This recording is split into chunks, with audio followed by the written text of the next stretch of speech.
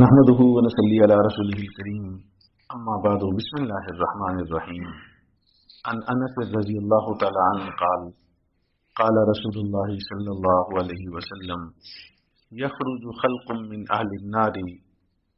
Femur الرجل بالرجل من اهل الجنه فيقول يا فلان اما تعرفني فيقول ومن انت فيقول انا الذي استوهبتني وضوءا فوهبت لك فيشفع فيه ويمر الرجل فيقول يا فلان اما تعرفني فيقول ومن انت فيقول انا الذي بعثتني في حاجتي كذا وكذا فقضيتها لك فيشفع له فيشفع فيه. حضرت انس رضی اللہ تعالیٰ عنہ سے مروی ہے، فرماتے ہیں کہ حضور نبی کریم صلی اللہ علیہ وآلہ وسلم نے ارشاد فرمایا یخرج خلق من اہل النار، جہنمیوں میں سے ایک مخلوق نکلے گی، فیمر الرجل بالرجل من اہل الجنہ، تو ان میں سے ایک آدمی جنتی ایک شخص کے پاس سے گزرے گا، فیقول، یہ جہنمی شخص کہے گا یا فلاں اما تعرفنی، اے فلاں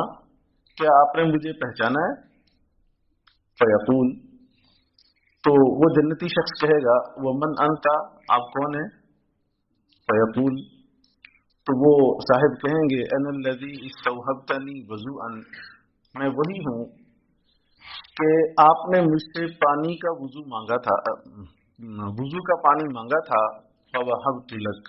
تو میں نے آپ کو وضو کا پانی دیا تھا، فیشفع فیہ، تو وہ اس سلسلے میں اس کی شفاعت کر دے گا، ویمر الرجل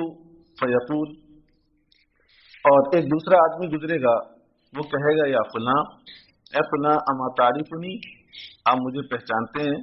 فیقول ومن انت، وہ جنتی شخص کہے گا آپ کون ہیں؟ فیقول، یہ جہنمی کہے گا انا الذی بعثتنی فی حاجتی کذا وکذا، میں وہی ہوں کہ جس کو آپ نے فلاں فلاں کام کے لیے بھیجا تھا، فقضیتها لک، تو میں نے اس ضرورت کو آپ کے لیے پورا کر دیا تھا، فیشفع لہ،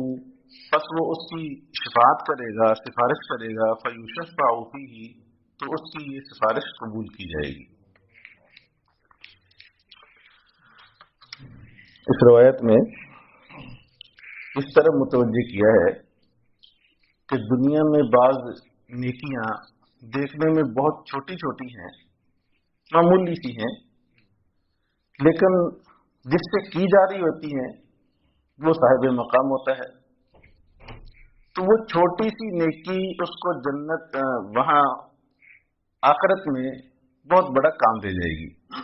جہنم سے نکلیں گے، کچھ دیر کی شاید کوئی وقفہ ہوگا ایک مخلوق کا، لازم ہے کہ وہ مسلمان ہوں گے، تو جب گزر ہوگا جنتی بھی وہیں سے گزر رہے ہوں گے، تو اچانک نظر پڑے گی یہ جانتا ہے مجھے، تو پھر وہ یہ بات کرے گا کہ آپ نے مجھے پہچانا؟ میں تو آپ کو نہیں پہچان سکا، تو بتائیں گے کہ میں وہی ہوں، ایک مرتبہ آپ کو وضو کے پانی کی ضرورت تھی، تو وہ پانی میں نے آپ کو دیا تھا، تو لہذا کہے گا تو کہ اس سلسلے میں مجھے شفاعت درکار ہے، تو وہ شفاعت کر دے گا۔ پھر دوسرا صاحب گزرے گا کہ جی کوئی کام، یہ فلاں کام میرے ذمہ آپ نے لگایا تھا اور میں نے آپ کا وہ کام کر دیا تھا، اس پر وہ اس کی سفارش کرے گا، اور یہ حدیث پاک میں فیشفع فیہ، یہ اس کی شفاعت اس کے حق میں قبول بھی ہوگی۔ کہتے ہیں کہ اس دنیا میں ہر ایک کے ساتھ کوئی نہ کوئی اچھائی کا معاملہ ضرور کر لینا چاہیے، اور خاص طور پر نیک لوگوں کے ساتھ اچھائی کا معاملہ اس بنیاد پر کر لینا چاہیے کہ یہ ضرور آخرت میں فائدہ دے گا۔ نیک آدمی ویسے تو کوئی نہیں، سبھی نیک ہیں، لیکن ایک چھوٹی سی پہچان یہ ہے کہ جس کی مخلوق خدا کی زبان پر تعریف ہو۔ کہتے ہیں نا زبان خلق نکارہ خدا سمجھو، جو مخلوق کی زبان پر بات ہوتی ہے نا کسی کے بارے میں، سمجھ لو کہ یہ اللہ تعالیٰ کی طرف سے اعلان ہے، تو کوئی نہ کوئی اس کے ساتھ حسن سلوک کر لو، انشاءاللہ فائدہ دے گا۔ اللہ کریم ہم سب کو توفیق عمل نصیب کرے۔